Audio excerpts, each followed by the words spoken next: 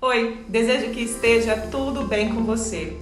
No Minutos Corporativos de hoje, a gente recebe Vitor Sena, CISO da Gerdau, maior empresa brasileira produtora de aço, presente em 10 países e pioneira no setor da implantação de iniciativas de inovação digital. Vitor conta com mais de 25 anos de experiência no mercado corporativo de TI, sendo 20 deles como executivo de segurança da informação em empresas de grande porte. O tema é a relevância da cibersegurança no ambiente industrial e em toda a cadeia da economia. Quais passos são importantes para a educação da cibersegurança digital, prioridade de todo CISO e rede de segurança? Vitor fala também sobre a LGPD e a atuação de casos de vazamento de dados e sobre como uma organização deve se blindar para estar em alinhamento com ela. Conta ainda quais ações as empresas podem adotar para mitigar ataques cibernéticos e como o 5G, em fase final de entrada em operação no Brasil e já tão importante na indústria, pode ser usada e aplicada nos negócios, além de seus impactos. Você sabia que o cybercrime é mais rentável que o narcotráfico? O papo é bom, então vem com a gente!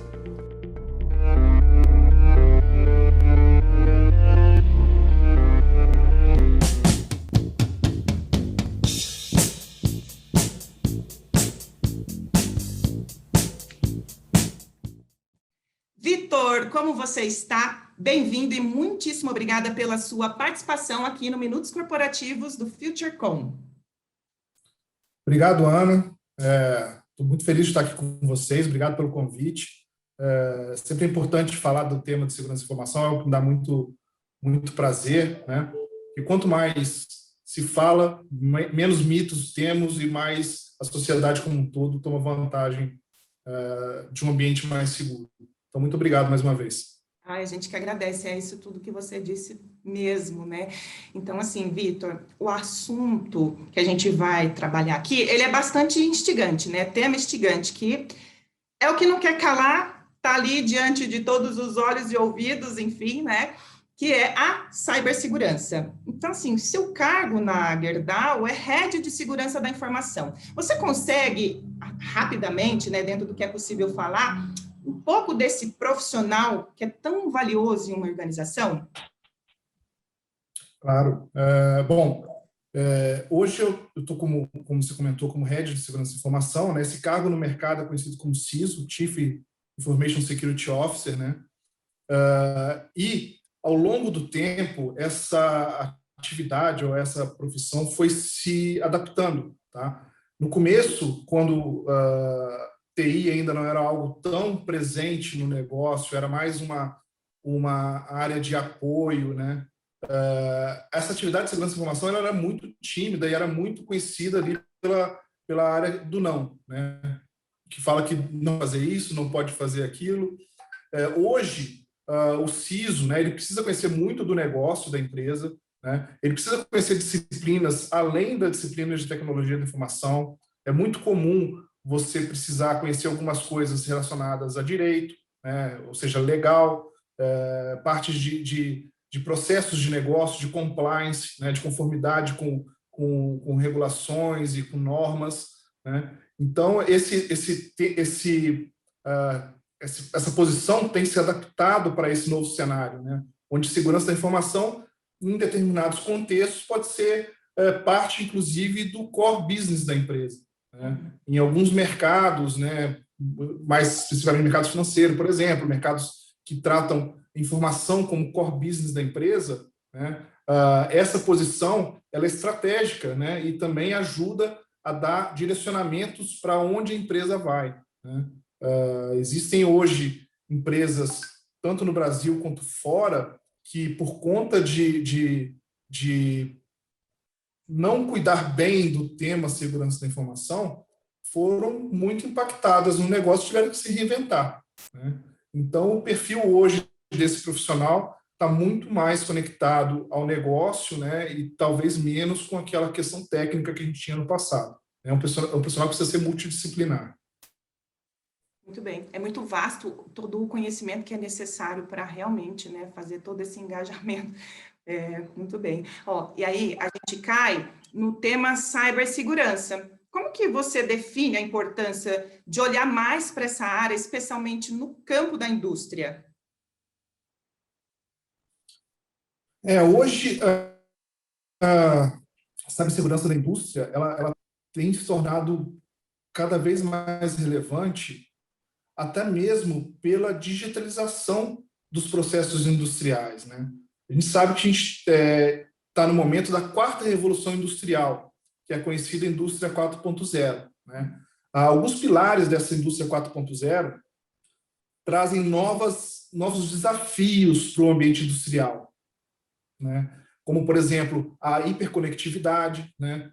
Você trazer novas tecnologias que antes não eram comum no chão de fábrica, e tudo isso expõe mais o ambiente a riscos cibernéticos, né? Então, dentro de todos esses pilares, quando você pega os infográficos relacionados à indústria 4.0, você vai ver temas ali como realidade aumentada, gêmeo digital, virtualização, uma série de novas tecnologias, novos pilares tecnológicos, e um deles, em destaque, também é cibersegurança. Porque a partir do momento que você tem todo esse ambiente que antigamente, né, nas fases anteriores de evoluções industriais, eram protegidos por estarem isolados, passam a estar conectados com o mundo, né? O próprio IoT, que é um dos temas mais comentados em ambiente industrial hoje, né, que é a internet das coisas, né, ou IIoT, que é o Industrial Internet of Things, né, ele é muito vulnerável a isso, né? São dispositivos que não foram desenvolvidos olhando para o aspecto de segurança, porque tinha ali uma pretensão um pouco mais tímida no início, né? Hoje eles têm papel fundamental, muitos deles são sensores que estão conectados com equipamentos, que medem telemetria do equipamento e ajudam a prever manutenção, a prever ou otimizar a produção, e se isso para de funcionar, você tem um impacto direto no negócio, né, ou na operação industrial. Então, por conta desse motivo, a cibersegurança passa a ter essa relevância mais acentuada no cenário industrial. Não que não tivesse antes, né? Mas agora passa a estar mais no principal objetivo de cibersegurança, também olhar as questões industriais. Tudo aquilo que a gente intensifica, foca, né, fica também muito mais vulnerável, né? E aí a gente cai num assunto aqui que a gente é surpreendido quase que diariamente por ataques cibernéticos, das mais variadas formas. Como desenvolver uma imunidade digital e proteger os negócios desses ataques? Sim, bom, eu vou dar um passo antes e falar um pouquinho também dessas ameaças, né? Uhum. Quando a gente fala que a indústria evoluiu para a indústria 4.0, né? As tecnologias evoluem também, trazem novas oportunidades, o cybercrime também evolui junto, né? Então, essa ameaça que a gente fala ali de hackers, né? De grupos organizados, de sabotagem industrial, isso também sofreu uma evolução muito acentuada, né? Por vários fatores. Um desses fatores, mais recentemente, né, uma modalidade de ataque conhecida como ransomware, que é o modelo onde que a gente chamava antigamente de vírus, né, ou atualmente nós chamamos de malware. Um malware, ele contamina o ambiente, mas ao invés de danificar aquele ambiente, ele encripta ou cifra as informações daquele ambiente, né, deixando elas indisponíveis, no ambiente disponível, e pede um resgate. Muitas vezes ele também filtra essas informações para fazer uma chantagem e também culminar no resgate. Ou seja, existe uma monetização desse tipo de ataque, desse tipo de ameaça, que incentiva novos criminosos a entrarem nesse meio e explorar esse tipo de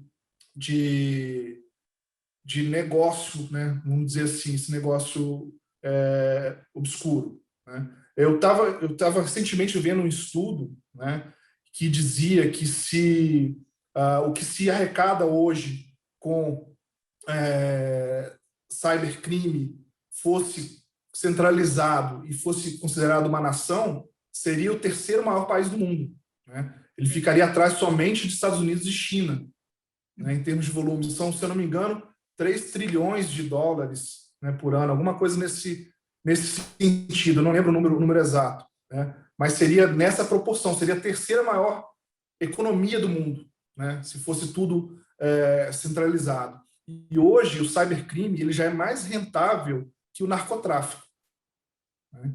Então, para todo esse cenário, essa questão da imunidade digital que você comentou, ela é importante. Mas o primeiro passo que a gente tem que dar nesse sentido é ter a consciência que não existe 100% de imunidade. Não existe 100% de segurança, né? Isso é utopia. Você, num ambiente hoje distribuído e conectado à internet, você tem milhares de vulnerabilidades para tratar, você tem milhares de configurações para revisar, milhares de novas ameaças que aparecem. Para quem defende, tem todo esse contexto gigante. Para quem ataca, o cara precisa descobrir uma, né, para poder conseguir fazer alguma coisa. Então, parte do pressuposto que não há 100% de proteção. Visto isso, né, você tem a sua estratégia de prevenção, que tem que estar sempre em dia, então cuidando desses fundamentos de segurança, né, de manter os seus ambientes atualizados, de ter as ferramentas corretas, ter um time adequado para trabalhar nessa prevenção, né? Existem práticas de gestão de vulnerabilidade e resposta a incidente, mas o ponto-chave disso é que você também precisa estar preparado para sofrer um incidente e responder esse incidente de acordo com um nível aceitável, né, de tempo e de resposta, né? E estar preparado também para recuperar o seu ambiente. Então, o que se diz hoje que responder é tão importante quanto você se proteger, né? Na maioria das vezes você vai se proteger de uma série de ameaças oportunistas, né? Mas em alguns casos incidentes vão acontecer. E se acontecer, a sua estratégia de cibersegurança tem que estar preparada para que você tenha uma detecção rápida, em primeiro lugar. Tá? Em muitas dessas ameaças a gente está comentando que na avaliação posterior, né, de um incidente, você vê que a pessoa foi comprometida meses antes de perceber o impacto, né? Então, está preparado para detectar rápido. Uma vez detectado, você tem que estar preparado para fazer a contenção, ou seja, não permitir que esse comprometimento se alastre ou se movimente lateralmente, termo técnico mais usado em cibersegurança, né? E depois da contenção, você poder responder, ou seja, parar o sangramento, né, daquilo que está acontecendo e, por fim, recuperar, né, aquilo que você perdeu. E aí tem toda essa estratégia do você ter backups, você ter alta disponibilidade, você ter contingências, né? Então, tudo isso compõe esse cenário que você muito apropriadamente apelidou de imunidade digital, né? Mas tudo isso compõe essa estratégia de cibersegurança para você ter mais resiliência, né, do seu ambiente num contexto de um incidente de segurança da informação. Olha, o Vitor, num evento que a gente teve no FutureCon do ano passado, falando sobre cibersegurança, eu guardei bem a questão de que, da mesma maneira que existe toda essa inovação para imunizar, para estratégias, eles também vão inovando muitíssimo os ataques, né? Então, nossa, eu fui ficando aqui aflita de você falando, porque para a gente que às vezes tem o celular ali, né, invadido, digamos assim, a gente fica apreensível. Imagina uma empresa, um ecossistema do tamanho do que você lidera aí, quando isso acontece, né, cada vez mais. Então, é isso aí, ó. E como que a gente pode trazer agilidade e proteção aos dados, associando recursos de backup e de recuperação, no caso de um incidente? Como comentei, hoje, ainda bem, né, existem várias ferramentas que nos suportam, né, que usam de inteligência artificial, aprendizado de máquina, né, que apoiam a você ter uma resposta rápida e ter também uma detecção rápida de alguns casos, né. Mas eu acho que, assim, se a gente abstrair um pouquinho a questão da tecnologia, né, a gente tem dois pontos que são extremamente importantes nesse contexto também. tá? Um deles é você conhecer muito bem o seu ambiente, trabalhar muito na questão de documentação, né? Ou seja, saber onde estão as coisas, saber os seus processos, ter boas políticas, né? Ter essas políticas, além de serem boas, ela também tem que estar no dia a dia das pessoas. Aí vai para o segundo pilar, que é a conscientização dos seus usuários, né, dos seus colaboradores. A educação de cibersegurança digital, ela hoje ela é pauta, né, ou ela está no top, vou arriscar falar aqui no top 3 de todo CISO ou de todo head de segurança, né? Você treinar o seu usuário a detectar alguma coisa que não é normal, né? Uma possível ameaça, um ataque de engenharia social, né? Que é quando um atacante usa de técnicas de enganar a pessoa a fazer uma ação indevida, isso já ajuda muito e é assim, extremamente indicado, tá? Para esse contexto.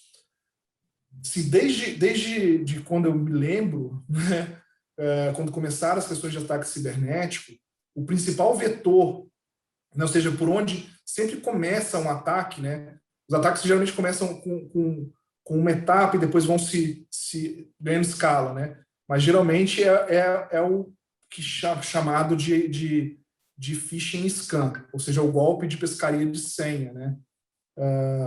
É um e-mail geralmente que é enviado para uma pessoa dentro da organização, com uma história, na maioria das vezes, pedindo uma ação ou dando algum cenário de ameaça, né? Tipo assim, olha, você precisa fazer isso aqui rápido, senão vamos perder um prazo. Geralmente esses e-mails tentam se passar por uma comunicação interna válida, né? E aí eles carregam ali um artefato ou um link malicioso que vai ser o start da invasão, né? Isso que eu estou falando, assim, eu estou há 20 anos com segurança da informação, desde que eu me lembro, esse sempre foi o principal fator, né? O principal vetor, aliás. É sempre por aí que entram, na maioria dos casos, na maioria dos incidentes, é sempre por aí que entra ou que começa uma invasão, né? A principal barreira para isso, né, de acordo com a evolução das técnicas, né, é o usuário, é o colaborador, é a pessoa que recebe o e-mail, né? Se a pessoa tem uma educação adequada em relação a esse tipo de ameaça, se ele consegue detectar, né, uma tentativa de extorsão, uma tentativa de golpe nesse sentido, e age de maneira apropriada, 90% dos seus problemas reduzem, né? Porque você tem ali o seu colaborador com uma primeira barreira de defesa, né? Então, isso é muito importante. É uma coisa que a gente vem trabalhando muito. E como eu falei, a técnica apesar de ser o mesmo vetor há muitos anos, a técnica vem melhorando sensivelmente, né? No passado, a gente lembra disso nos primórdios da internet, que os spams ou os phishings, né, vinham um e-mail todo mal construído, com erro de ortografia, né? Imagens distorcidas. Hoje em dia, não. Hoje em dia, ele vem perfeito. A gente tem alguns exemplos aqui que nós acompanhamos, né, que chegam na nossa monitoração. Assim, se essa pessoa não for uma pessoa muito técnica, ela não consegue diferenciar o verdadeiro do falso. Com certeza. Né? Então, eles conseguem enganar até as ferramentas, porque muitos desses e-mails são e-mails válidos, né? E as ferramentas, elas trabalham com algoritmos também, com cálculos para definir se aquele e-mail é uma ameaça ou não, as ferramentas de proteção. E as pessoas que constroem esse tipo de artefato, eles conhecem esses algoritmos e constroem o e-mail de forma que não vai chegar à pontuação da ferramenta para ser considerado algo malicioso. Então, nesses casos, e em muitos casos também, o comportamento seguro é fundamental na sua estratégia de segurança. Muito bom. Boas observações, muito válidas, muito importantes. Ô, Vitor, a gente vai falar de LGPD e como que você vê a atuação da Lei Geral de Proteção de Dados na atuação de casos de vazamento de dados? Como que uma organização deve se blindar para este alinhamento com a LGPD? Tá. Bom, ótima pergunta. Em primeiro lugar, eu sou até um pouco polêmico nesse aspecto, porque eu acho assim, conformidade não deveria ser o seu principal objetivo para fazer segurança. Você deve fazer segurança, deve cuidar de privacidade de dados, de proteção de dados, independente se tem uma legislação ou uma regulação que te peça para fazer isso. Tá? Porque o negócio da empresa está em jogo nisso daí. Né? Quer seja por questão de competição, né? Ou quer seja por ter ali um cuidado com o seu cliente, né? No geral. Mas a LGPD ela tem um contexto muito positivo para a gente, porque isso chama para a discussão na sociedade desse tema, né? Traz à luz das empresas também, que às vezes não têm essa visão clara de quão importante é isso, né? Por que tem que ser feito, né? Então, para o Brasil foi um passo muito importante a publicação dessa lei, né? A gente tem algumas questões que ainda precisam ser melhor trabalhadas, né? Até para a gente fazer um paralelo da LGPD, né? Ela foi inspirada na GDPR, que é a lei europeia para a proteção de dados pessoais, né?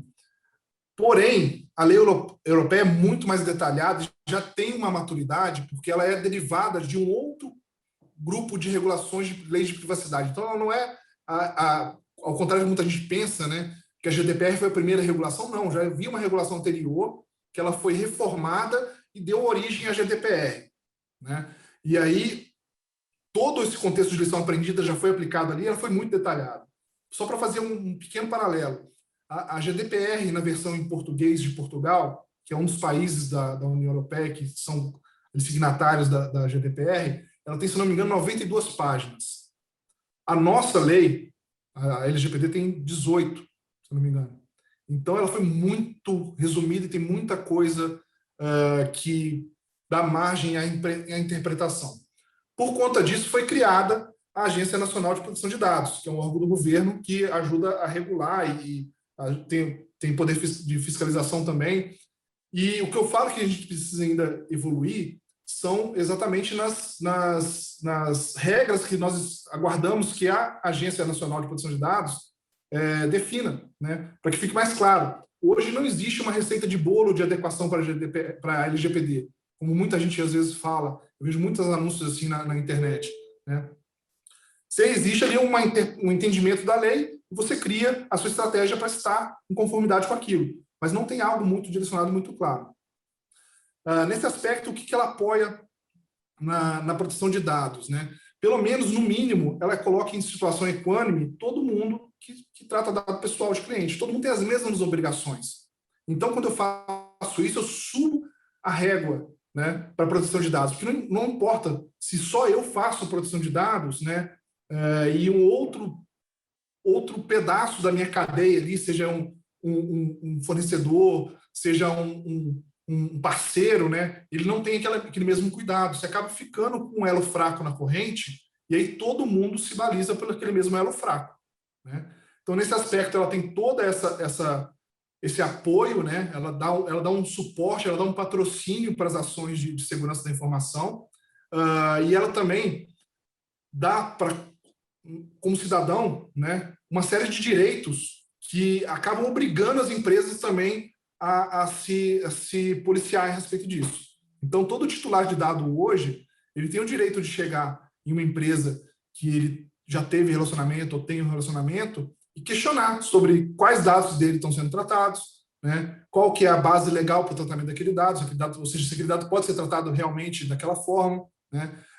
Se for alguma base legal baseada, por exemplo, em consentimento, ela pode revogar o consentimento, ela pode pedir a exclusão dos dados, né? Então, tudo isso ajuda a puxar a nossa régua para cima, né? E aí o coletivo se beneficia, né? Então, nesse aspecto, assim, também, mais uma vez, abstrair em tecnologia tem muita importância. É muito importante mesmo. Aproveitando o gancho, na sua opinião, Vitor, o que pode ser feito, né, para fazer aumentar o nível de proteção das informações nas empresas? Qual que seria a importância de uma estratégia de proteção para grandes volumes de acesso? Bom, eu acredito bastante na questão de mapeamento, inventário e classificação dessas informações. Hoje, muitas vezes, quando você tem um cenário ali, uma palavra da moda também, na verdade é um tema que é atual, não por ser uma palavra da moda, até me corrigindo aqui, Mas uma coisa que virou, algo que virou importante em todas as empresas é trabalhar melhor os dados que ela tem em benefício do negócio, né? Que é o famoso Analytics, né? O Big Data, todos esses mecanismos, né, de analisar melhor o dado para ser mais assertivo no que você entrega para o seu cliente, no que você oferta para o seu cliente e tudo mais. Porém, às vezes, a gente exagera, né, no que a gente precisa de dado, né? Se você perguntar para uma pessoa que trabalha com essa questão de dados, né, que tipo de dado que ela quer para fazer a análise dela, ela vai falar assim, todos. Ou seja, quer olhar tudo. Mas se você falar qual que ela realmente precisa, aquilo gera um subset bem menor. Que na verdade, é um começo de uma técnica também que nós chamamos de privacy by design.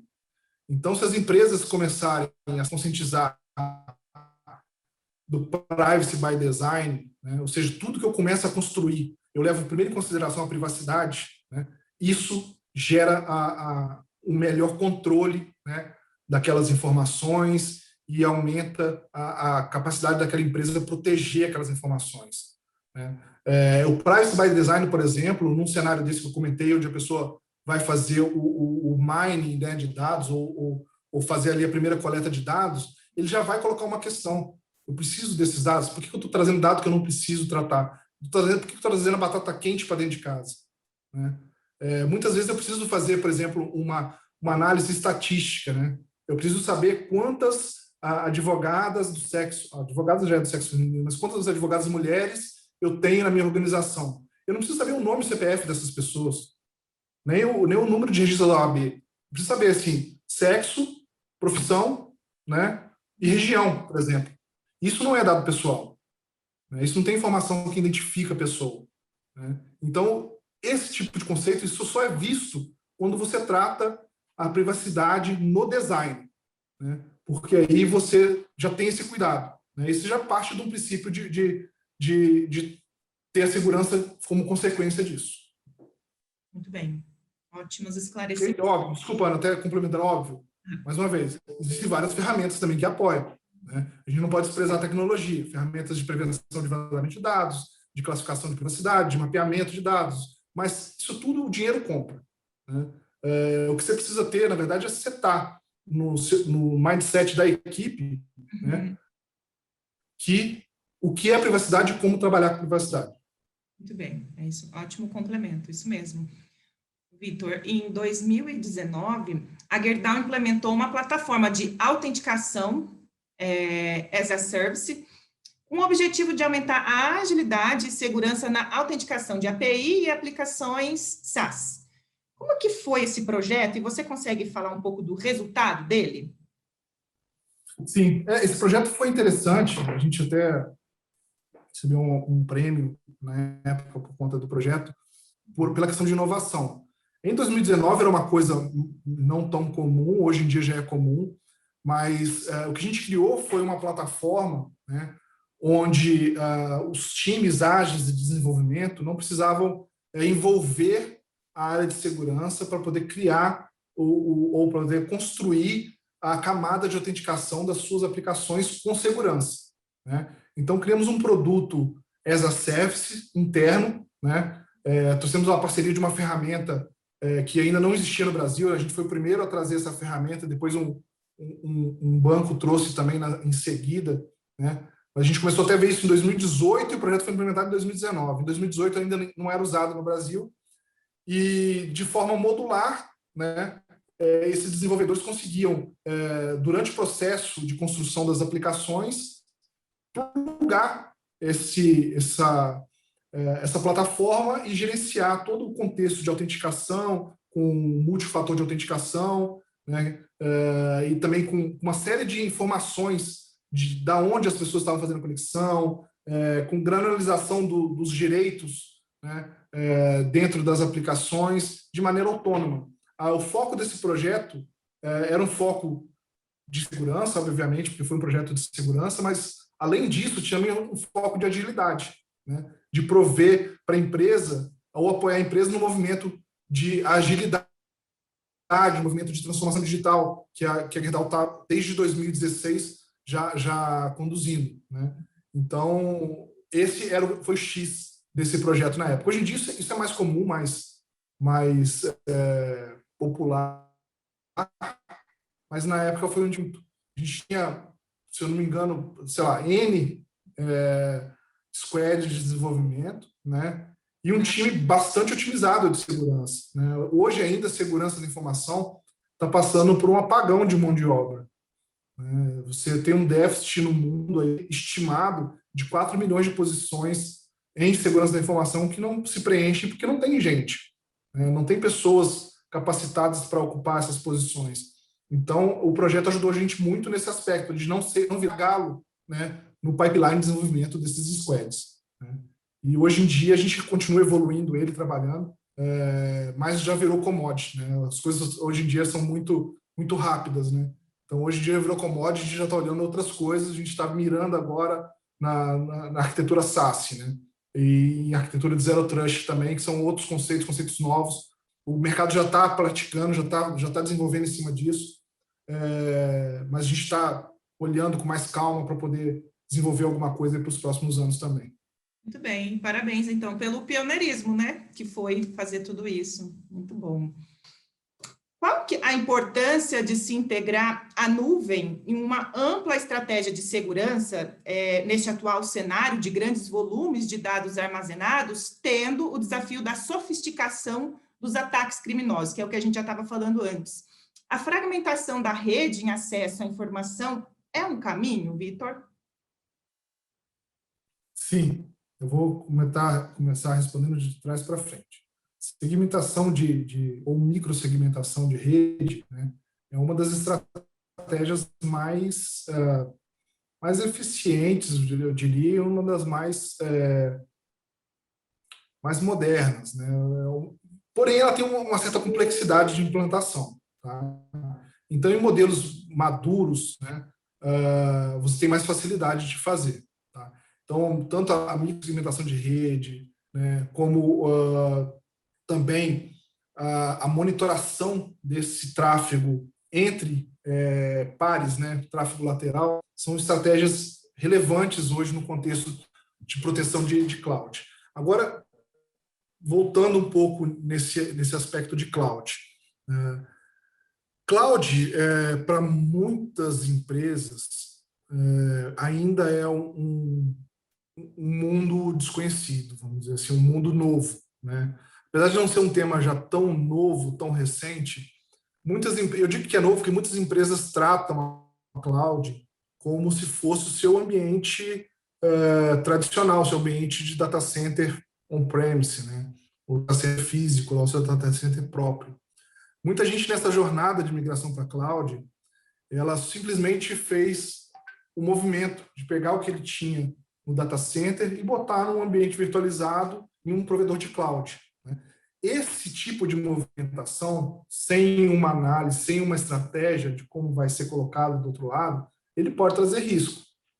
Isso não significa que a cloud seja menos segura do que um ambiente on-premise. Pelo contrário, a segurança da cloud quem faz é você, né?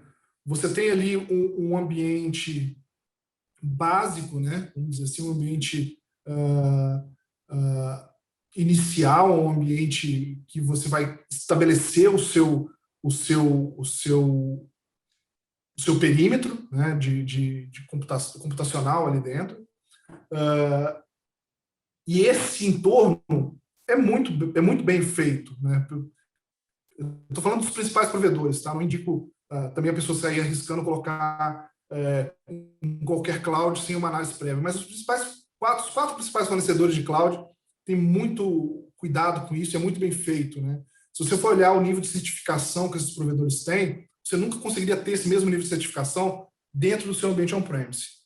Porém, essa parte da segurança da cloud, né, ela é apenas um pilar que te protege de uma invasão lateral, uma bisbilhotagem, alguma coisa nesse sentido. Ele é só um primeiro patamar, né? tudo que você coloca dentro da cloud, você tem que fazer a sua segurança, você tem que implementar os controles, implementar suas estratégias. Nesse contexto, a cloud te dá N possibilidades, né? Tem muito mais ferramentas, tem formas de fazer isso de forma muito mais granular, até essa própria microsegmentação de rede que a gente está falando, ela é viável no ambiente de cloud. Já no ambiente on-premise não seria tão fácil fazer, né? Você fazer hoje ambientes, né, como linha de código, né, ou seja, o hardware as a code, também te permite você automatizar muito a questão da segurança. Você criar ali um baseline de segurança que tem que ser aplicado device a device no ambiente tradicional, né, você consegue fazer com script dentro do ambiente de cloud, e isso, em termos de segundos, né, isso é aplicado em todo o seu parque, né, em todos os workloads que você tem na cloud. Mas a pessoa precisa ter esse entendimento. Não é igual, né? Os ambientes são diferentes, precisam ter abordagens diferentes, né? E é preciso ter pessoas que conheçam, né, desse contexto. Pessoas especializadas em cloud e que também conheçam de segurança ou conheçam de infraestrutura, que, como eu falei, não funciona sozinho, né? Tem que ter ali uma sinergia. Quando a gente fala do processo de DevSecOps, né, você precisa trabalhar muito na questão de estratégia, né, de como você vai implementar isso, e depois controlar e monitorar, né? A questão de quantidade do volume, eu acho que não é tão relevante quanto a estratégia de segurança na ponta, porque pouco volume mal protegido e muito volume bem protegido, né, são cenários opostos, né? A proteção independe se é muito ou pouco, né? Um ponto que também é importante a gente conhecer são os aspectos legais, né? Então, quando a gente fala, por exemplo, de algum dado que é um dado proprietário e que você não quer que aquele dado seja divulgado, né, tem que saber que, dependendo do lugar que você coloca onde você hospeda esse dado, o que vale é a legislação do local. Então, você tem que saber aonde você está armazenando isso também, né? A gente sabe, por exemplo, vou citar um exemplo que talvez, só para ilustrar, né, não é para orientar, mas, por exemplo, nos Estados Unidos você tem uma lei de segurança nacional que o governo pode requisitar o acesso a qualquer dado dentro do ambiente dos data centers físicos e virtuais, né, que estão no território nacional dos Estados Unidos, se ele desconfiar que aquilo gera um risco para a segurança pública, né? E às vezes pode estar ali um segredo de negócio, você não quer que seja acessado, não quer que seja divulgado, ou que seja, né? Não que eles vão divulgar, mas você tem que saber que isso existe lá, né? Tem que saber que, por exemplo, num país, talvez do leste europeu, a probabilidade de você ter um problema de vazamento, talvez por alguma situação política, né? Um problema de indisponibilidade por alguma situação política, né, pode ser grande. Então, tudo isso tem que levar em consideração, né? E sempre pensar em estratégia de backup, né? O provedor de cloud, ele não é responsável pela sua segurança nem pelo seu backup.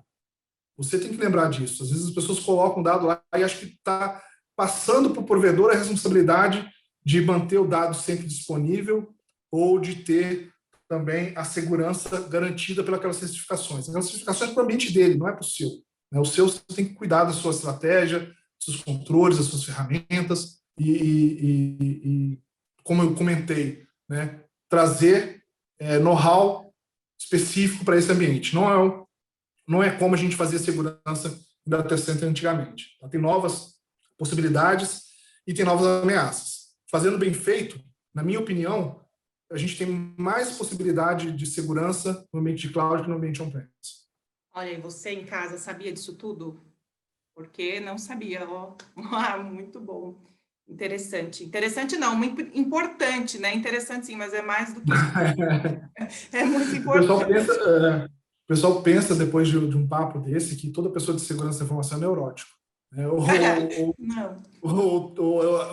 a teoria do apocalipse, né? Mas não. Quando a pessoa começa a conhecer mais um pouquinho, eles ficam mais neuróticos que a gente, porque a gente já está passando por essa situação há alguns anos, né? Exato. Mas assim, tudo tem solução, né? A gente tem que saber como tratar e como conduzir as coisas. Tudo tem risco e tudo tem oportunidade, né? O próprio risco, ele pode ser um risco negativo ou um risco positivo. Então, a gente fica tranquilo nesse sentido. Muito bom, Vitor. O o 5G, com o 5G, em fase final, né, de entrada em operação aqui no Brasil, e já mostrando sua importância na indústria, como é que você vê o uso e aplicação nos negócios? Quais impactos você, Vitor, descreveria? Olha, falando da indústria em específico, tá? Que é onde Uhum. hoje estou posicionado, vai ser um divisor de águas, tá? Porque aquilo que eu comentei sobre transformação da indústria, né, indústria 4.0, é muito ligado à questão de conectorização das coisas, né? Você poder coletar dados dos equipamentos, né, e fazer uma análise desse dado para usar, retroalimentar o ambiente com esses dados e fazer toda essa gestão do ambiente em relação a otimizar a produção, a ser mais eficiente em manutenções, né, a poder distribuir melhor, né, a sua força de trabalho. Tem uma série de coisas que essa conectorização ajuda, né? E o 5G, ele encaixa nessa questão da conectorização, tornando isso aí mais simples e mais rápido, né? Todos esses IoTs trabalhando em 5G com uma cobertura maior, você potencializa o uso disso, né? Então, nesse aspecto, é muito importante, né? Do ponto de vista de segurança, a gente ainda precisa conhecer melhor a tecnologia, estudar os casos de implantação para fazer a análise do que é mais adequado ou menos adequado, mas a gente tem um ponto positivo relacionado a isso, porque, assim, talvez as pessoas não saibam, mas as empresas estão trazendo as opções de 5G privado, né? Então, não significa que você vai estar numa rede de celular aberta quando você está usando 5G, né? O 5G privado, você consegue construir a sua rede privada, né, isolada do mundo, com a velocidade do 5G e a conectividade do 5G. Então, nesse aspecto também é muito importante. Algumas empresas já estão fazendo estudos reais disso, né? Algumas empresas já estão implementando, e assim, o prognóstico é que seja, como eu disse, algo que potencialize muito a transformação da indústria 4.0. Tá? A gente tem muita expectativa com isso. Nós temos já também estudos nesse sentido. Como eu falei, o uso do 5G privado é uma realidade e, do ponto de vista de segurança, parece ser bastante adequado. Muito bom. Ó, muitas novidades aí, portanto, né? Que não são tão novidades assim, mas enfim, são. Ó, a gente chegou para a última pergunta, que é a seguinte, Vitor. Se você pudesse conversar com alguém, tanto no âmbito pessoal ou profissional da sua vida, com quem você falaria? Olha, eu vou até te responder de forma diferente, tá? Tá bom. Eu tinha uma pessoa que eu sempre quis muito conhecer, né?